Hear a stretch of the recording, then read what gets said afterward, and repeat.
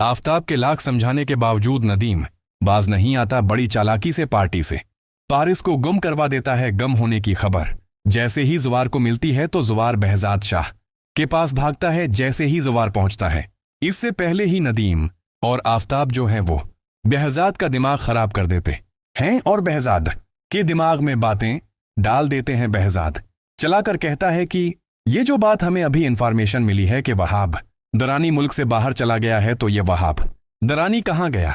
मेरी बेटी को तो अपने साथ लेकर नहीं गया। ये बासन कर जुवार कहता है कि ये आपको किसने बताया है कि वहाब दरानी मुल्क से बाहर गया है? पारिस के गुम होने में उसी का हाथ है और सारे काम वही करवा रहा है। वो इस मुल्क से कहीं नहीं गया। ये बात सुनकर नदीम कहता है कि 100 लफ्ज़ों में हमें पता चल चुका है कि वो बाहर जा चुका है। अब किसी को इस बारे में नहीं बोलना चाहिए कि वहाब दरानी बाहर नहीं गया। हमें तो लगता है वो पारिस को भी भाई साहब अपने साथ लेकर गया है। आफताब कुछ बोलता उससे पहले ही जुवार बोल पड़ता है और कहता है कि मैं लिख कर दे रहा हूं, ये वहाब दरानी की कोई चाल है, वो कहीं नहीं गए और मैं अब पारिस को लाकर रहूंगा, चाहे वहाब दरानी दुनिया के आखिरी कोने में ही क्यों ना हूं। ये बोलकर जैसे ही जुवार गुस्से से निकलता है तो यहां पर नदीम और आफताब दोनों जो है एक दूसरे की तरफ देखते हैं और कमरे में जाकर बात करने लगते हैं। तो आफताब कहता है कि बाबा पारिस कहाँ है? आखिर आप मुझे क्यों नहीं बता रहे ये बात? सुनकर नदीम कहता है कि कुछ नहीं हुआ, पारिस को वो बिल्कुल ठीक है। ये बात पीछे से शाहीन सुन रही होती है।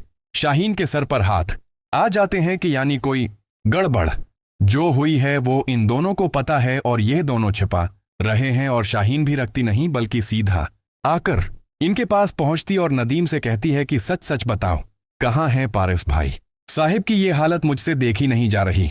इनकी क्या हालत हो गई है, वो कितने परेशान हैं और तुम मुझसे ये बात छिपा रहे हो?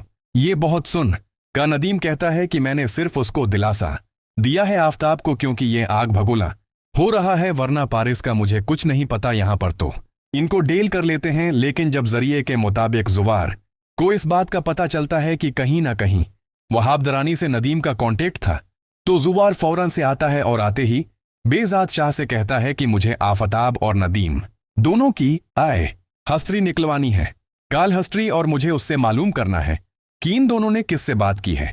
बात सुनकर वो जात कहता है कि जुवार तुम बोल किया रहे हो, तुम सोच समझकर बोल रहे हो, तुम किसके बारे में ये बोल रहे हो? तो जुवार कहता है कि सीधी बात है, आपके बहनों और आपके भांजे की बात कर रहा हूं। मैं उनकी काल हिस्ट्री जानना चाहता हूं, क्योंकि मुझे जरिए के दौरान पता चला है कि आपका ये बहनोई जो है वो दौरानी से कुछ दिन बात कर रहा था, यहां तक कि उनकी 2-3 मुलाकातें भी हुई हैं। ये सुनते ही behज़ाद शाह दौरों फौरन से नदीम और आफताब को बलवाता है। तो जुवार कहता है कि इस वक्त इन्वेस्टिगेशन के दौरान मुझे कुछ नहीं चाहिए, इनको आप कुछ न बताएं, मुझे सिर्फ उनकी काल हिस्ट्री निकलवानी है, जिसके लिए behज़ाद बड़ी स्पोर्ट करके वो जुवार को अवेलेबल करके देता है। जुवार जैसे ही सारी चीजें जो है देखता है तो उसमें सच में वहाब दरानी से काल की सारी रिकॉर्डिंग आ जाती है। उम्मीद करता हूँ आपको वीडियो पसंद आएगी। वीडियो पसंद आई तो हमारे चैनल को लाइक शेयर सब्सक्राइब करना ना भूलें, बेल आइकन का बटन दबाना ना भूलें। मिलते हैं अगली वीडियो में, शुक्रिया।